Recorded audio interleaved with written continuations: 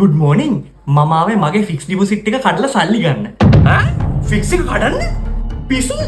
මේ බලන්න මෙයා මේ ෆික්ස් එක කඩන්න හදනවා. මේ අපේ කමල මිස්ක ප්‍රෙෂර් එකක් වැඩි වුණා.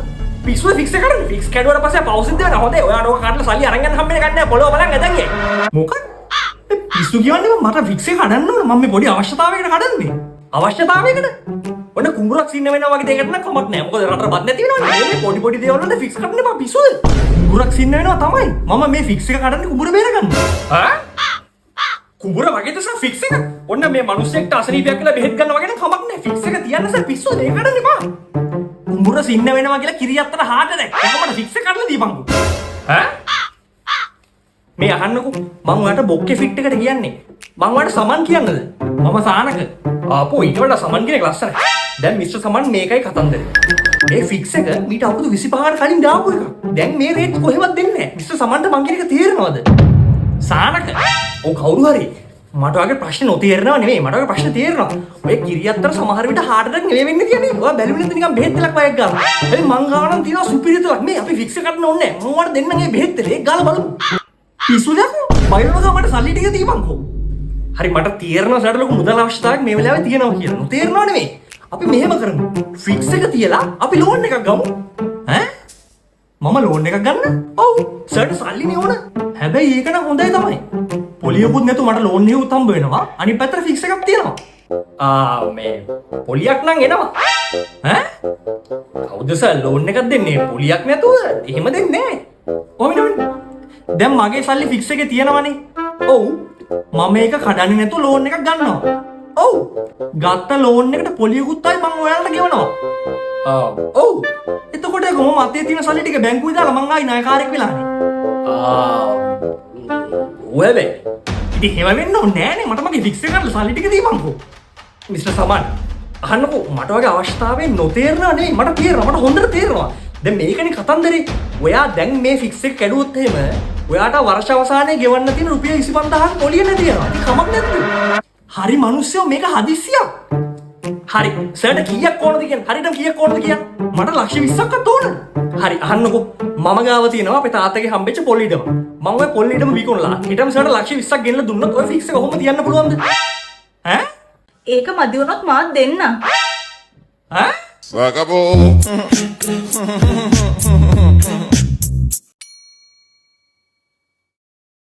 අම්මා රෙදිනවන දිහා මාග්‍රට් බලාගෙන හිටියා. මමී මට ඉංග්ලිෂ් පේපර් එකට ලකුණු 95යි. චා very good නේ. අපේ පන්තියේ ඉන්න අර මෝඩ හිච්චර ලකුණු 22යි. ඌ මල මෝඩයා. තාත්තා වගේම තමයි එනම් පොඩි එක. ඇයි හිච්චගේ ඩැඩීටත් ඉංග්ලිෂ් බැරිද? පොඩ්ඩක්වත් බෑ. ඊට අවුරුදු 10කට කලින් ওই මිනිස්සයා අපේ ගෙදර ආවන ඉංග්‍රීසි වචනයක්වත් බැරුව මාව කසාද මඳින්න අහන්න 100ක් ගහලා පැන්නුවේ. මේ ඉංග්‍රීසි වචනයක්වත් බැරුව කසාදයක් කරගන්න ආපු සානක. මාමණ්ඩිට පේන්නේ නැති වෙන ෂේප් එකේ කෝල්ලයක් අරගෙන තමයි කොල්ල වැඩේ ගොඩ දාගන්න හැදුවේ. මූ තමයි එහා පැත්තෙන් ඉඳන් අහන ඉංග්‍රීසි වචන වලට තේරුම කියන්න බලන් හිටපු එක. පුතාට කියන්න මම දැන් අවුරුදු 25ක් තිස්සේ ඉංග්‍රීසි ටීච් කරනවා. ටීච් කරනවා.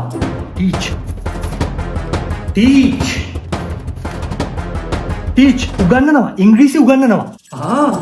අවුරුදු 25ක් ඉංග්‍රීසි උගන්නනවා කියන්නේ නියමයිනේ තාත්තේ.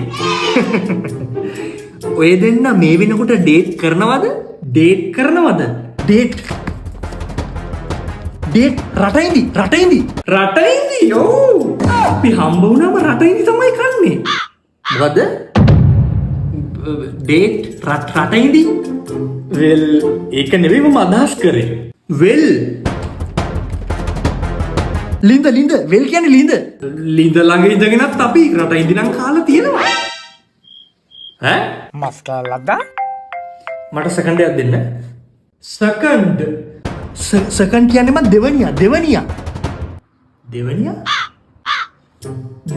කියන්නේ අංකල් මේ ලිඳ ළඟ රටින්දි නම් කියන්නේ අපි දෙන්න විතරයි. මේ අපෙන් පස්සේ ආපු කෙනෙක් ගැනද අහන්නේ? මොකක්? මේ ඔහොම සම්මේ අනේ thank you මචං. හොඳ ලොකු දව්වක්. හරි. මේ පුතා කියනවා මට හරියට තේරුම් ගන්න අමාරුයිනේ. නැන්දරත් හරි අමාරු උණක් හැදිලා. අත තියන්න බෑ බොඩි එක මාර හොට්. අම්මට උඩු. සරාගී. ඇඟ මාර සරාගී කියලා කියන්නේ. ෂුවර්ද? ඔව් ඉතින් තියෙන්නේ එහෙමනේ. මං ඇත්තට හිතුවේ නෑ අංකල් අපි දෙන්න පළවෙනි දවසේ මෙච්චර සෙට් වෙයි කියලා. නැන්දගේ ඇඟ නම් මරු තමයි. ඈ? මීට වැඩිය හොඳයි.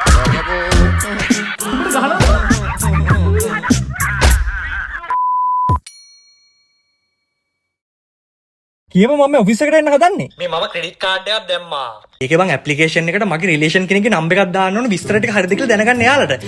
මං බං ඉතින් උඹේ නම්බර් එක දැම්මේ මොකෝ අපි නෑ දැන්ගේ නම්බර් දීලා බං බෑ උඹලා ඉරිසියාකාරයෝ ඉන්නේ. යකෝ මට පැටලෙයි බං. මහා දෙයක් නෑ බං මට ගෙවන් යන්න පුළුවන්ද කියලා අහලා නෑකම අහයි. උඹ ගියා මාමගේ පුතා කියලා. අඩෝ මට නෑකම පැටලෙයි බං දැන් උඹ එකක් කියලා මම තව නෑකමක් කිව්වොත්. නෑ මිනිහෝ උඹලගේ මාමට ඇත්තට පුතෙක් ඉන්නවද කියපන්.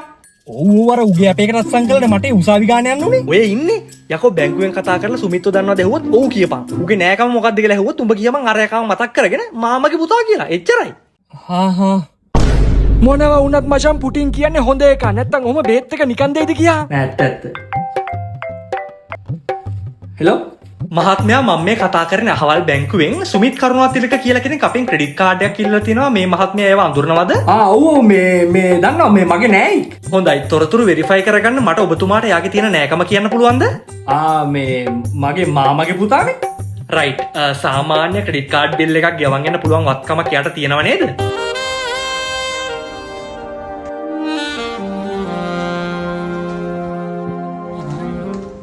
good morning මහත්මයා කාට අපි මාමගේ පුතාට පිස්සුද ඌ මේ ලක්ෂ 20ක් කැරේ ඉස්සර දැන් නඩුත් යනවා වකපෝ හොඳ වෙලාවට මම දැන් කෝල් කරේ හරි ආයෙ ඕනකම තිබ්බොත් කෝල් එකක් දෙන්නකෝ වකපෝ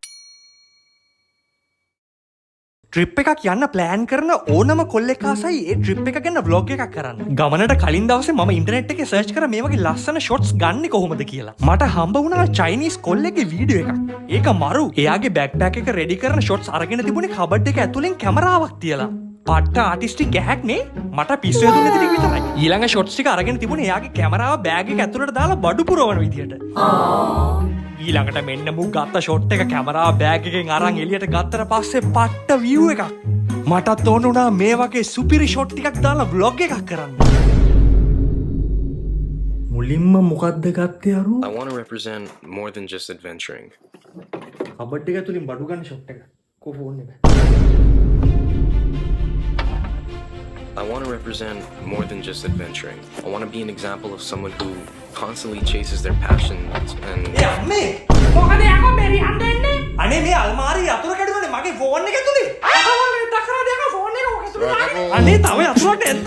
තව මොනේ අතුරට දෙක මම ෆෝන් එකේ ඕනේ නැටි හරගන්නේ. මීට වැඩිය හොඳයි.